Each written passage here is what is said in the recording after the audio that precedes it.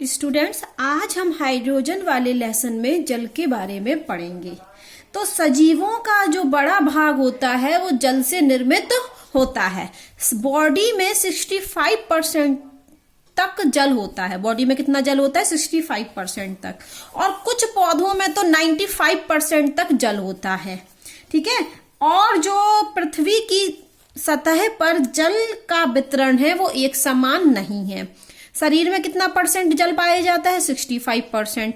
Plants में कितना पाया जाता है? 95%। और पृथ्वी की सतह पर जल का जो वितरण है वो एक समान नहीं है। यहाँ पर एक टेबल दी गई है जहां पर जल का वितरण बताया गया है कि महासागर में कितना परसेंट है? 97.33। और ये परसेंट किसका है? संपूर्ण मात्रा का। खारी झील में कितना है? 0.008%। ध्रुवीय बर्फ में कितना है? 2.04। भौम जल में ग्राउंड वाटर में कितना है? 0.61%। झीलों में कितना, लेक्स जो होती हैं उनमें कितना परसेंट है जल? 0.009। और ये जो परसेंटेज है ये संपूर्ण मात्रा का है कि संपूर्ण मात्रा जितनी भी है जल की उसका 0.009% हमारा झील में पाया जाता है। इसी प्रकार से नदियों में कितना है? 0.001%। तो ये हमको एक टेबल दी गई है। तो जल हमारे शरीर में बहुत बड़ा भाग जल, बृहत भाग जल द्वारा निर्मित है सभी सजीवों में। बॉडी में 65%, प्लांट्स में 95% और पृथ्वी की सतह पर यह जल का जो वितरण है वो एक समान नहीं है, कहीं ज्यादा कहीं कम है। अब हम पढ़ने वाले हैं जल के भौतिक गुण। क्या पढ़ने वाले हैं? जल के भौतिक गुण। तो आप जानते हो कि जल एक रंगहीन, गंधहीन और स्वादहीन द्रव होता है। जल क्या होता है? रंगहीन, गंधहीन, स्वादहीन द्रव होता है। ठीक है। तो जल हमारा रंगहीन, गंधहीन और स्वादहीन द्रव होता है। जल की संघनित प्रवस्था, कंडेंस जो फेज होती है वो उस समय जल ठोस और द्रव अवस्था में होता है, गैस में नहीं होता है। जल की जो संघनित प्रवस्था होती है वो किस समय होती है? ठोस और द्रव अवस्था में होती है। अब आप एक पॉइंट देखिए, यहाँ पर हमने वर्ग 16 के ये तत्व लिखे हैं। OS, ACT। O क्या है हमारा? ऑक्सीजन। S क्या है? सल्फर। Se क्या है? सिलीनियम। T क्या है? टेलुरियम। ये तत्व हैं वर्ग 16 के तत्व, ऑक्सीजन, सल्फर, सिलीनियम, टेलुरियम। तो यदि हम यहाँ हाइड्राइड बनाएं, वर्ग 16 के हाइड्राइड बना देते हैं हाइड्राइड, तो ऑक्सीजन जब हाइड्रोजन से क्रिया करेगा तो क्या बन जाएगा? H2O।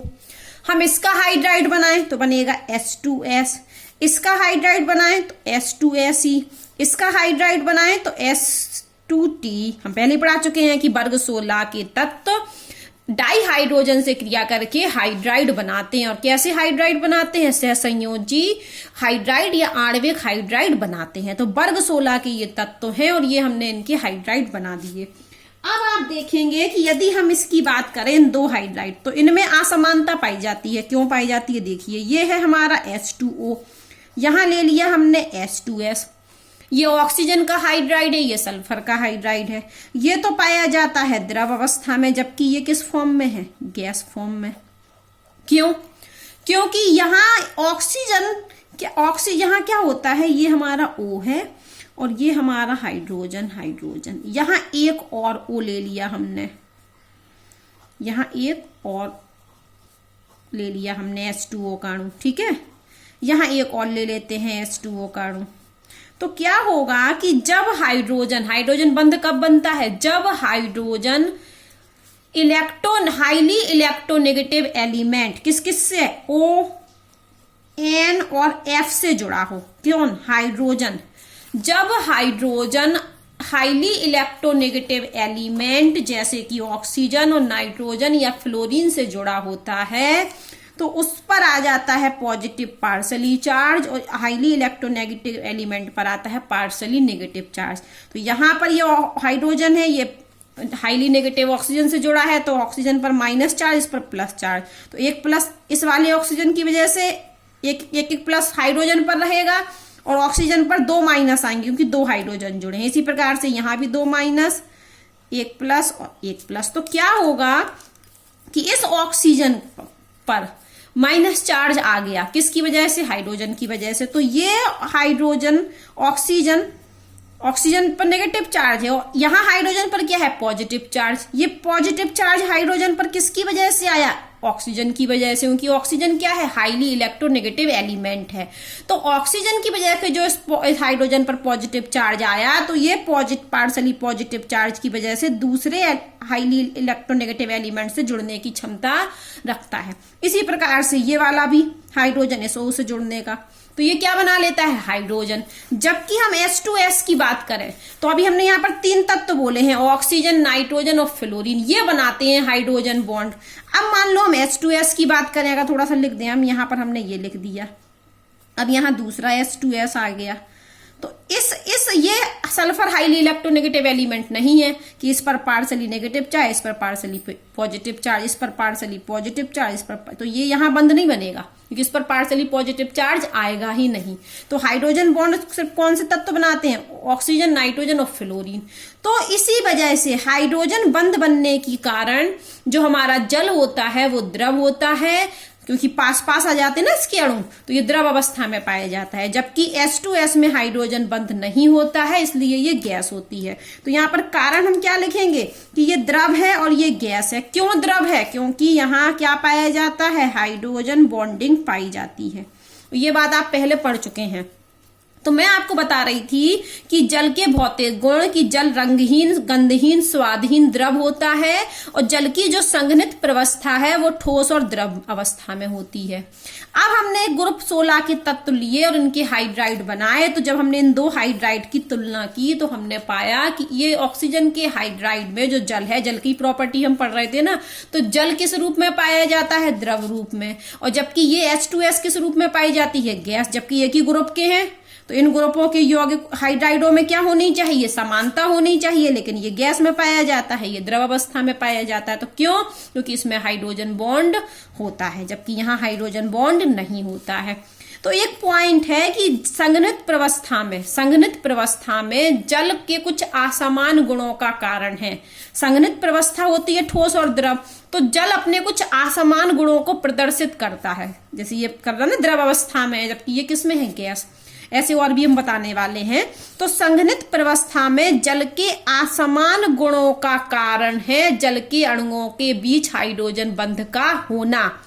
तो जल जो अपनी संघनित अवस्था में होती है, तो उस समय जल के कुछ असमान गुण हैं, अपने तत्वों से अलग गुण हैं, और उन असमान गुणों का कारण क्या है, क्योंकि जल में हाइड्रोजन बंध पाया जाता है। हमने आपको यहाँ बताया कि हाईली इलेक्ट्रोनेगेटिव एलिमेंट जैसे ऑक्सीजन, नाइट्रोजन और फ्लोरीन, जब ये तत्व हाइड्रोजन से जुड़ते हैं तो इस प्रकार बने बंध को हम हाइड्रोजन बॉन्ड कहते हैं। तो होता क्या है कि इन हाईली इलेक्ट्रोनेगेटिव एलिमेंट के कारण हाइड्रोजन पर पॉजिटिव चार्ज आ जाता है, जिससे हाइड्रोजन दूसरे हाईली इलेक्ट्रोनेगेटिव एलिमेंट से जुड़ने की क्षमता उत्पन्न हो जाती है, वहीं हाइड्रोजन बंध बन जाता है। जैसे यहाँ हमने कहा कि इस ऑक्सीजन पर आया पार्सली नेगेटिव चार्ज, इस ऑक्सीजन पर आया पार्सली पॉजिटिव चार्ज। यहां देखें तो इस ऑक्सीजन पर पार्सली नेगेटिव चार्ज, तो इस हाइड्रोजन पर जब पार्सली पॉजिटिव चार्ज आ गया तो ये नेगेटिव हाईली इलेक्ट्रोनेगेटिव एलिमेंट से जुड़ गया। इस बंध को हम हाइड्रोजन बॉन्ड कहते हैं।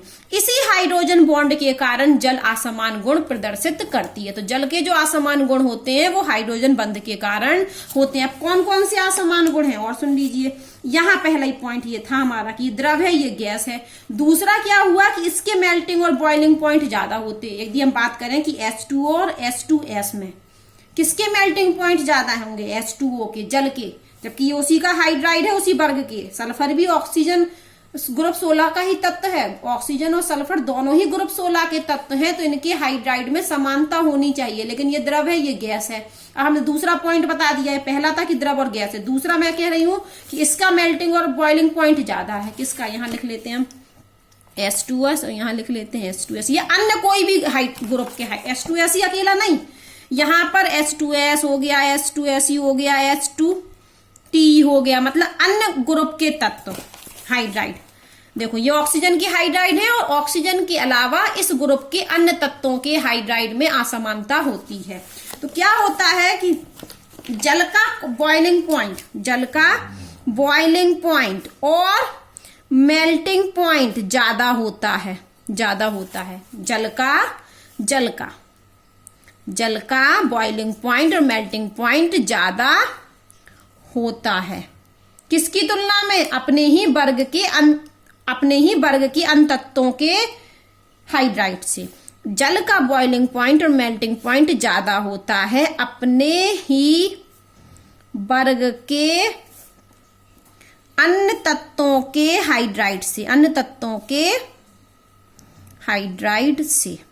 ठीक है, मैं यहां पर ये कह रही हूं कि H2O का ब्रैकेट में नीचे लिख देते हैं, मेल्टिंग पॉइंट और बॉइलिंग पॉइंट ज्यादा होता है किससे? H2S वाले सल्फर के हाइड्राइड से और सिलीनियम के हाइड्राइड से और टेलुरियम के हाइड्राइड से। तो जल का मेल्टिंग और बॉइलिंग पॉइंट अपने ही ग्रुप के तत्वों के हाइड्राइड से ज्यादा होता है। दूसरी बात सुनिए, चलो इनका क्यों, कारण क्या है? कोई कारण पूछे कि क्यों ज्यादा होता है मेल्टिंग और बॉइलिंग पॉइंट जल का? अपने ही वर्ग के तत्वों के हाइड्राइड से, तो हाइड्रोजन बंध के कारण। दूसरा है इनका द्विध्रुव आघूर्ण भी बहुत ध्रुवित होता है, उच्च होता है। जल का क्या होता है? उच्च द्विध्रुव आघूर्ण अपने ही ग्रुप के अनहाइड्राइड की तुलना में। यहां तुलना किससे हो रही है? अपने ही ग्रुप के अनहाइड्राइड की तुलना से। ठीक है, इनसे तुलना हो रही है, तो उच्च द्विध्रुव आघूर्ण होता है। तीसरा, इनका पृष्ठ तनाव भी ज्यादा होता है, सरफेस टेंशन भी क्या होता है? ज्यादा। किसका? जल का, अपने ही ग्रुप के अनहाइड्राइड से। चौथा नहीं, पहला तो वो अवस्था हो गई, दूसरा, तीसरा, चौथा, पांचवा। और इनका क्या होता है? तापीय चालकता भी ज्यादा होती है, तापीय चालकता ज्यादा। और इनका परावैद्युतांक का मान भी ज्यादा होता है। जल का परावैद्युतांक का मान भी ज्यादा होता है अपने ग्रुप के हाइड्राइड से तुलना करिए। ऑक्सीजन का हाइड्राइड है तो जल है ये, तो इसका जो परावैद्युतांक का मान है वो भी ज्यादा होता है। इसलिए जल क्या होता है? इसी कारण अच्छा विलायक होता है। इसी कारण से जल क्या होता है? अच्छा विलायक होता है। ठीक है, अब यहां शॉर्टकट में जल्दी से पढ़ लीजिए कि इसी वर्ग के अन्य तत्वों के हाइड्राइड, इसी वर्ग के अन्य तत्वों के हाइड्राइड H2S जैसे H2SE की तुलना में जल का उच्च हिमांक होता है, उच्च क्वथनांक होता है, उच्च बाष्पन ऊष्मा होती है, उच्च संलयन ऊष्मा का, इन सब का उच्च होते हैं। मतलब इनकी तुलना में H2O का इन दोनों की तुलना में H2O का हिमांक ज्यादा होता है, क्वथनांक ज्यादा होता है, बाष्पन ऊष्मा ज्यादा होती है, उच्च संलयन ऊष्मा ज्यादा होती है। और कारण क्या है? हाइड्रोजन बंध का। और अन्य द्रवों की तुलना करें यदि हम अन्य द्रवों से जल की तुलना करें तो जल की विशिष्ट ऊष्मा, तापीय चालकता, पृष्ठ तनाव, द्विध्रुव आघूर्ण, परावैद्युतांक के मान उच्च होते हैं। ये हम किससे तुलना कर रहे हैं? ये वाली जो ऊपर वाली तुलना हमने की कि जल का उच्च हिमांक होता, उच्च क्वथनांक होता, उच्च बाष्पन ऊष्मा होती, उच्च संलयन ऊष्मा होती, तो जल का ये उनके उसी ऑक्सीजन के वर्ग के 16 वर्ग की अनहाइड्राइड से तुलना की हमने, तो इन ये चीजें ज्यादा पाई जाती हैं। जब हमने जल का अन्य द्रव से तुलना की, जल की अन्य द्रव से तुलना की, तो हमने पाया कि इनकी तापीय चालकता, विशिष्ट ऊष्मा, पृष्ठ तनाव, द्विध्रुव आघूर्ण, परावैद्युतांक का मान उच्च होता है। ठीक है, इसी गुणों के कारण जीव मंडल में जल की बहुत महत्वपूर्ण भूमिका है। अब हम पढ़ने वाले हैं जल की संरचना। क्या पढ़ने वाले हैं? जल की संरचना। तो जल की संरचना इस प्रकार होती है, इसमें sp3 संकरण होता है। आप जानते होंगे, संकरण वाले लेसन में पढ़ चुके हो। तो sp3 संकरण होने के कारण इसकी आकृति चतुष्फलकीय होना चाहिए। sp3 संकरण की वजह से इसकी आकृति चतुष्फलकीय होना चाहिए। लेकिन आप जानते हो कि ऑक्सीजन की बाहरी कोश में होते हैं 6 इलेक्ट्रॉन। ऑक्सीजन की बाहरी कोश में होते हैं 6 इलेक्ट्रॉन। तो ये 2 और हमने 2 ये बना दिए। अब हमने यहाँ एक ये बनाया, एक ये बनाया, तो ये हाइड्रोजन और ये हाइड्रोजन, एक एक इलेक्ट्रॉन। तो यहाँ इन्होंने ये शेयरिंग कर ली और यहाँ ये शेयरिंग कर ली, तो ये क्या बन गया हमारा? ये ऑक्सीजन से 2 हाइड्रोजन जुड़ गए, लेकिन इसके पास क्या बचे? हमारे 2 लोन पेयर बचे। तो संकरण कैसे निकालते? हम संकरण निकालते बॉन्डिंग इलेक्ट्रॉन और लोन पेयर की इलेक्ट्रॉनों की संख्या को काउंट करके। तो बॉन्डिंग इलेक्ट्रॉन कितने? 1 2, और लोन पेयर कितने? 1 2, तो 4। तो 4 का मतलब है sp3 संकरण। तो आकृति कैसी होनी चाहिए? टेट्राहीडल। टेट्राहीडल मतलब चतुष्फलकीय। लेकिन लोन पेयर की वजह से ये आकृति डिस्टर्ब हो जाती है। लोन पेयर के कारण, लोन पेयर के कारण आकृति कैसी होती है? बी शेप की, जल की बी शेप। बी दिख रहा है ऐसे, देखो ये उल्टा बी, ये देखिए, ठीक है। और जब sp3 संकरण होता है, ये लोन पेयर और बॉन्ड पेयर की संख्या थी। लोन पेयर चार क्या था हमारा? लोन पेयर और बॉन्ड पेयर की संख्या, इसलिए sp3 संकरण। तो sp3 संकरण में टेट्राहीडल आकृति होनी चाहिए और कोण कितना होना चाहिए था? 109 डिग्री। लेकिन लोन पेयर के कारण आकृति बी शेप हो जाती है और बॉन्ड एंगल कम हो जाता है, क्योंकि लोन पेयर के बीच में होता है रिपल्सन, ठीक है। तो कोण हो जाता है 104.5 डिग्री। तो जल की जो आकृति होती है वो बी शेप होती है और कोण 104.5 डिग्री होता है। और ये जो बॉन्ड लंबाई होती है, बंध लंबाई ऑक्सीजन और हाइड्रोजन के बीच में, ये 95.7 पिकोनोमीटर होती है। और संकरण कोई पूछे तो sp3 संकरण है और आकृति क्या है? B shape. क्योंकि यहाँ पर दो लोन पेयर है जिनसे इनकी क्या होती है? रिपल्सन होता है, प्रतिकर्षण होता है, और आकृति इसकी टेट्राहीडल ना होकर बी शेप होती है। अब हम पढ़ने वाले हैं इसी क्रम में आगे कि जल की आकृति हमने इस तरीके से तो पढ़ ली। अभी हमने आपको चित्र बना के बताया था कि ये जल है हमारा, ठीक है। हम यहाँ एक और जल बना देते हैं, ये एक और H2O बन गया। यहाँ हमने एक और बना दिया, ठीक है। यहाँ फिर से हमने एक और बना दिया, ये जल की अणु है। यहां हम फिर बना देते हैं थोड़े से और,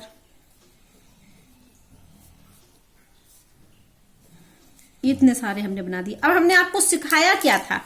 सिखाया हमने ये था कि ये हाईली इलेक्ट्रोनेगेटिव एलिमेंट है, तो इस पर पार्सली नेगेटिव चार्ज, इस पर पार्सली पॉजिटिव चार्ज, इस पर पार्सली पॉजिटिव चार्ज, इस पर पार्सली नेगेटिव चार्ज, 2 नेगेटिव होगा। इसी प्रकार से यहाँ 2 नेगेटिव, 1 प्लस, इस पर 1 प्लस, यहाँ 2 नेगेटिव, इस पर 1 प्लस, इस पर 1 प्लस, यहाँ भी 2 नेगेटिव चार्ज, यहाँ 1 प्लस, यहाँ 1 प्लस, यहाँ 2 नेगेटिव चार्ज, यहाँ 1 प्लस, यहाँ 2 नेगेटिव और यहाँ 1 प्लस। तो क्या हुआ कि इस हाइड्रोजन के पास पॉजिटिव चार्ज है, तो ये इस वाले इलेक्ट्रॉन और नेगेटिव तत्व से जुड़ जाएगा और क्या बना लिया इसने? हाइड्रोजन बंध। इसी प्रकार से ये हाइड्रोजन के पास जो पॉजिटिव चार्ज है, तो ये नेगेटिव चार्ज एलिमेंट से जुड़कर हाइड्रोजन बंध बना लेगा। यहाँ ये वाला इसके संग बना लेगा और ये वाला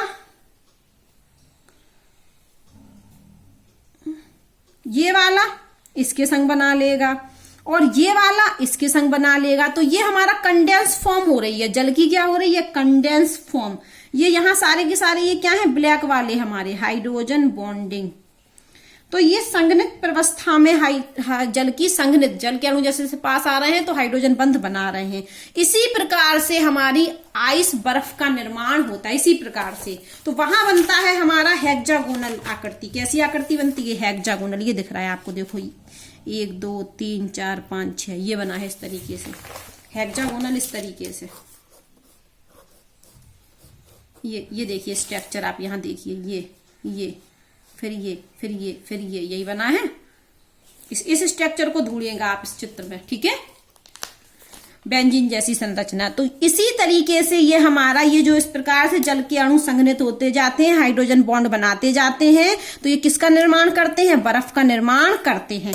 और यहाँ पर बात सुनिए कि यहाँ पर ये जो रिक्त स्थान है, यहाँ दूसरा हाइड्रोजन किसी और ऑक्सीजन से जुड़ा होगा, यहाँ दूसरे ऑक्सीजन से जुड़ा होगा, तो बीच में जो ये जो रिक्त स्थान है तो इसको हम वॉइड बोलते हैं। वॉइड मतलब रिक्त स्थान।